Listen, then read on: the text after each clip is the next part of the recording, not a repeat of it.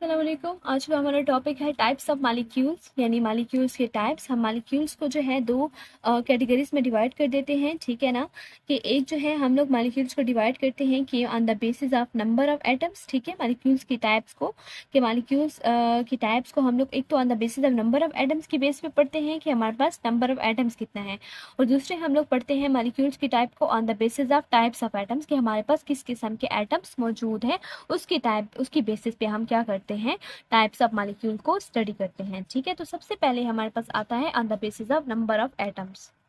तो number of atoms की base पे हमारे पास मॉलिक्यूल को जो है, हमारे पास मॉलिक्यूल्स की बहुत से टाइप्स आ जाती हैं।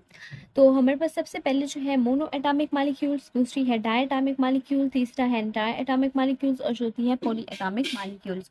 यानी कि हम ना मॉलिक्यूल्स की ना डिफरेंट टाइप्स ऑफ मॉलिक्यूल्स हैं, ठीक है। एक नंबर ऑफ एटम्स को देखते हैं कि नंबर ऑफ एटम्स हमारे पास जो है कितने हैं, ठीक है। और दूसरा हम देख लेते हैं कि टाइप्स ऑफ एटम्स जो है हमारे पास जो कंबाइन हो रही है, ठीक है। तो हमारे पास जो सबसे पहले टाइप्स आती है the basis of number of atoms, उसमें सबसे पहले हमारे पास आते हैं mono atomic molecules. Mono atomic molecules वो मॉलिक्यूल्स होते हैं, मोनो मीनिंग क्या होता है, वन, ठीक है। और एटॉमिक मीनिंग क्या होता है, एटम, ठीक है। और मॉलिक्यूल मीनिंग क्या होता है, मॉलिक्यूल, ठीक है। अब ये क्या है, इससे क्या मुराद है, इसको हम समझने की कोशिश करेंगे, ठीक है। इसी तरह हमारे पास डाई मीनिंग क्या होता है, टू, ठीक है। एटॉमिक मीनिंग क्या होता है, एटम। और मॉलिक्यूल मीनिंग क्या होता है, मॉलिक्यूल, ठीक है।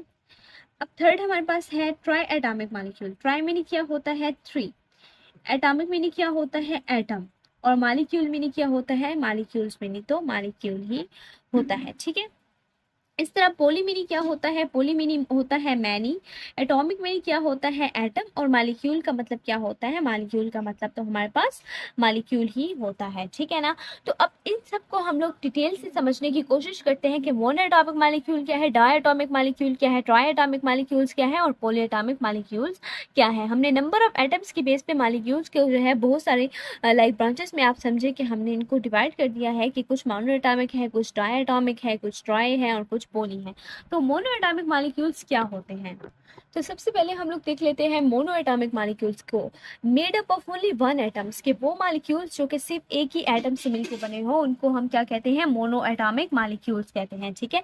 जैसे कि इनर्ट गैसेस है, हमारे पास हीलियम है, नियोन है, ऑर्गन है, क्रिप्टॉन है, ज़ेनॉन है वगैरह। ये सारी गैसेस जो है ना, ये नोबल गैसेस हैं, इनर्ट गैसेस हैं।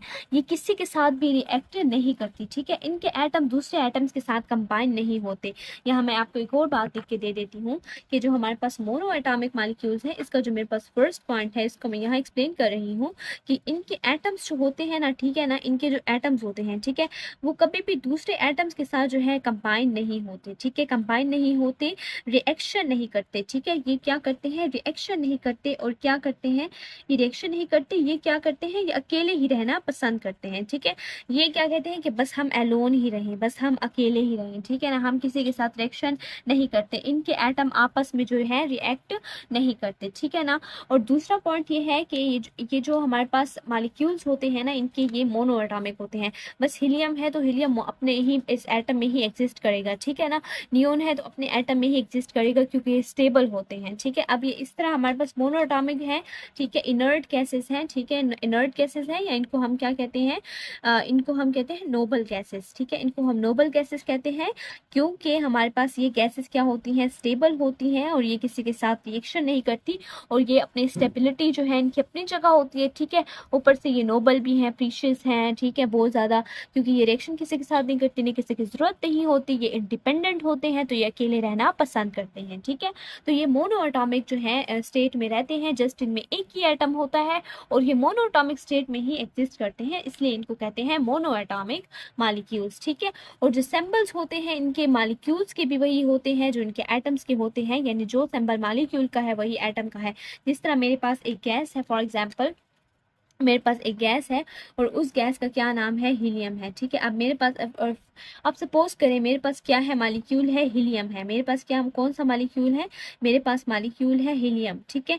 अब मॉलिक्यूल हीलियम है, इसका सिंबल जो है He है, ठीक है ना। तो इसका जो एटम है, एटम का सिंबल भी यही होगा, He, ठीक है। इस तरह आर्गॉन के मॉलिक्यूल का सिंबल भी Ar होगा, इस तरह इसके एटम का सिंबल भी Ar। इस तरह नियोन के मॉलिक्यूल का सिंबल भी Ne, इस तरह इसके एटम का सिंबल भी क्या हो जाएगा, Ne ही होगा। तो ये था कंसेप्ट हमारे पास मोनो एटॉमिक मॉलिक्यूल्स का। अब हम आ जाते हैं डाई एटॉमिक मॉलिक्यूल्स की तरफ। तो डाई एटॉमिक मॉलिक्यूल्स वो होते हैं, डाई मीनी टू, एटॉमिक मीनी एटम, और मॉलिक्यूल मीनी मॉलिक्यूल। इसका कंसेप्ट मैं पीछे दे चुकी हूँ कि ये वो मॉलिक्यूल्स होते हैं जिनमें दो एटम्स मौजूद होते हैं, ठीक है ना। मतलब वो मॉलिक्यूल, ठीक है, in a molecule of hydro, वो मॉलिक्यूल जिनमें दो एटम्स मौजूद होते हैं, ठीक है। In a molecule of hydrogen, two hydrogen atom exist together, ठीक है, represented by H2 not 2H, ठीक है। ये आप क्या कहना चाह रहे हैं हमसे? मैंने कहा मैं आपको एग्जाम्पल समझा दूंगी कि जिस तरह हाइड्रोजन की एग्जाम्पल मैं अगर आपको दूं ना हाइड्रोजन गैस की, तो आप हाइड्रोजन गैस को यूं लिखते हो, ठीक है, इस तरह। तो जब भी आप किसी मॉलिक्यूल को लिखोगे ना, तो आपके पास जो मेन चीज है, जो मेन नेम है एटम का, जिस तरह हाइड्रोजन है, H है, तो उसको ऊपर लिखोगे, और उसका जो जितने मतलब उसमें एटम्स इन्वॉल्व हैं, जिस तरह हाइड्रोजन में दो एटम्स हैं, ठीक है ना, इस तरह हमारे पास हाइड्रोजन एटम होता है ना, तो इसमें दो एटम्स हमारे पास इन्वॉल्व है, तो उन दो एटम्स को जो 1 + 1 2 आ रहा है, तो उस 2 को आप नीचे लिखोगे, ठीक है ना। इसी तरह अगर आप बात करते हो ऑक्सीजन की, तो ऑक्सीजन जो है वो इस तरह एग्जिस्ट करेगा, और इस तरह नाइट्रोजन है, नाइट्रोजन में भी हमारे पास दो एटम्स है, एक ये एटम, दो एटम, इस तरह नाइट्रोजन मॉलिक्यूल में भी हमारे पास दो एटम है, दो एटम आ जाएंगे, ठीक है। ये जो मैंने दरमियान में जो बॉन्ड्स बनाए हुए तीन, इसमें दो क्यों है, ये इंशाल्लाह आप आगे पढ़ेंगे, ठीक है। तो इस तरह ऑक्सीजन में भी दो एटम्स है, नाइट्रोजन में भी दो एटम्स है, हाइड्रोजन में भी मेरे पास दो एटम्स ही मौजूद है, ठीक है। इस तरह इसको आप O2 से रिप्रेजेंट करोगे, और इसको आप N2 से रिप्रेजेंट करोगे, और जो 2 है वो नीचे लिखेंगे, इसका भी 2 है वो नीचे लिखेंगे। आप इस तरह करके नहीं लिखेंगे ये, और इसको नाइट्रोजन को भी आप इस तरह करके नहीं लिखेंगे। क्यों नहीं लिखेंगे इस तरह करके? क्योंकि जब आप हाइड्रोजन है ना, फॉर एग्जांपल आपने इसको H2 करके लिखा, ये बिल्कुल सही है, लेकिन जब आप 2H करके लिखोगे ना, इसका मतलब हो जाता है कि दो हाइड्रोजन के एटम्स हैं, ठीक है, दो हाइड्रोजन एटम्स हैं हमारे पास अलग अलग, एक एटम ये वाला, ठीक है, और एक एटम ये वाला, दो हाइड्रोजन एटम्स हमारे पास है, ठीक है ना।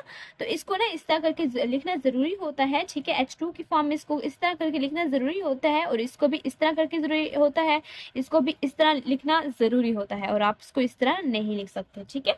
तो ये एक सही मेथड है इसके लिखने का, और ये सेम कंसेप्ट जो है बाकी जो है मॉलिक्यूल्स को भी अप्लाई कर सकते हो। ये सारा कंसेप्ट जो है ना same applies to other molecules, का मतलब है कि ये कंसेप्ट आप दूसरे मॉलिक्यूल्स पे भी अप्लाई कर सकते हो।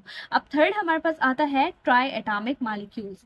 हाँ, इसमें आप HCl की भी एग्जांपल ले सकते हो, क्योंकि HCl में भी हमारे पास क्या है, दो जो है हमारे पास एटम्स इन्वॉल्व है, हाइड्रोजन और क्लोरीन।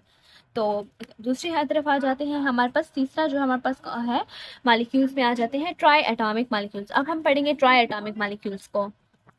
तो ट्राई एटॉमिक मॉलिक्यूल्स वो मॉलिक्यूल्स होते हैं जिनमें क्या होते हैं, तीन एटम्स मौजूद होते हैं, कंसिस्ट ऑफ 3 एटम्स, जिनमें तीन एटम्स मौजूद होते हैं, और उनकी केमिकल बॉन्डिंग से हमारे पास क्या बनते हैं, ट्राई एटॉमिक मॉलिक्यूल्स बनते हैं, ठीक है। जिस तरह मेरे पास H2O है, कार्बन डाइऑक्साइड है, वाटर है, कार्बन डाइऑक्साइड है, और O3 हमारे पास क्या है, O3 हमारे पास एक मॉलिक्यूल है, जिसको हम कौन सा नेम देते होते हैं कि ये हमारे पास क्या है, ओजोन का एक मॉलिक्यूल है, ठीक है ना।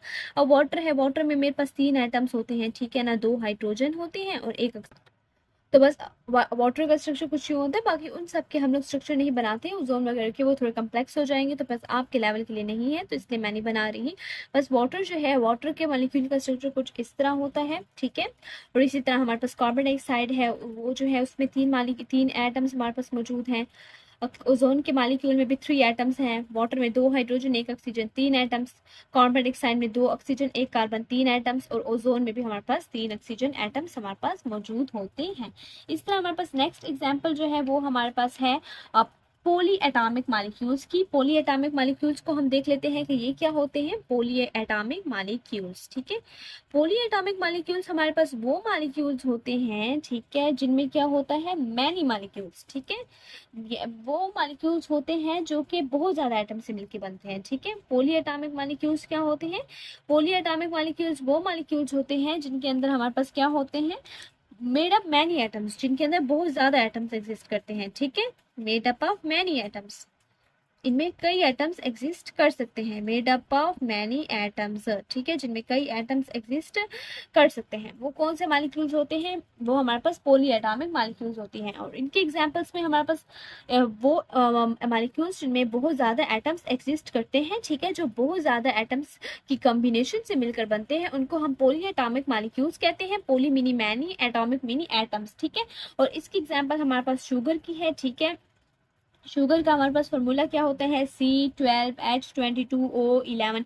देखिए कितने ज़्यादा एटम्स हमारे पास इसमें मौजूद हैं। इस तरह मेरे पास सल्फर का एक मॉलिक्यूल है S8, ठीक है। इसमें हमारे पास जो है S8 से मुराद है कि इसमें हमारे पास सल्फर के तकरीबन 8 जो है एटम्स मौजूद हैं, ठीक है। इसको हम कहते हैं ऑक्टा एटॉमिक मॉलिक्यूल, ठीक है, ऑक्टा एटॉमिक मॉलिक्यूल, जिसमें हमारे पास 8 एटम्स जो है मौजूद हैं, ठीक है ना। तो ये हमारे पास जो है ऑक्टा एटॉमिक मॉलिक्यूल कहलाता है, ठीक है। अब ये जो हम पढ़ रहे हैं ये क्या है, इस कॉन्सेप्ट को हम कहते हैं एटॉमिसिटी, ठीक है, एटॉमिसिटी बोलते हैं इस कॉन्सेप्ट को। ये जो हम पढ़ रहे हैं कि इतने एटम्स हैं, इसमें 2 एटम्स आ गए, इसमें 3 एटम्स आ गए, इसमें 4 एटम्स आ गए, तो ये हमारे पास क्या होते हैं, इस कॉन्सेप्ट को हम एटॉमिसिटी बोलते हैं कि the number of atom present in one molecule of substance is called atomicity, ठीक है। द नंबर ऑफ, मैं यहाँ पे लिख लेती हूँ इसकी डेफिनेशन, ठीक है। द नंबर ऑफ एटम्स, ठीक है, the number of atoms present in one molecule of substance, किसी वन मॉलिक्यूल ऑफ सब्सटेंस में जितने एटम्स मौजूद होते हैं उसको हम क्या कहते हैं, एटॉमिसिटी कहते हैं, ठीक है। In one molecule of substance is called atomicity, कि किसी भी वन मॉलिक्यूल ऑफ सब्सटेंस में जितने एटम्स मौजूद होते हैं, ठीक है, किसी भी वन मॉलिक्यूल ऑफ सब्सटेंस में, किसी भी वन मॉलिक्यूल ऑफ सब्सटेंस में जितने भी एटम्स मौजूद होते हैं उनको हम क्या कहते हैं, उसको हम कहते हैं एटॉमिसिटी, ठीक है, उसको हम एटॉमिसिटी कहते हैं, ठीक है। तो ये था हमारा आज का लेक्चर। आई होप आपको मेरा लेक्चर पसंद आया होगा। अगर आपको मेरा लेक्चर पसंद आया है तो प्लीज़ मेरे चैनल को लाइक करें, शेयर करें और मेरी बेल आइकन को ज़रूर प्रेस करें। अल्लाह हाफिज़।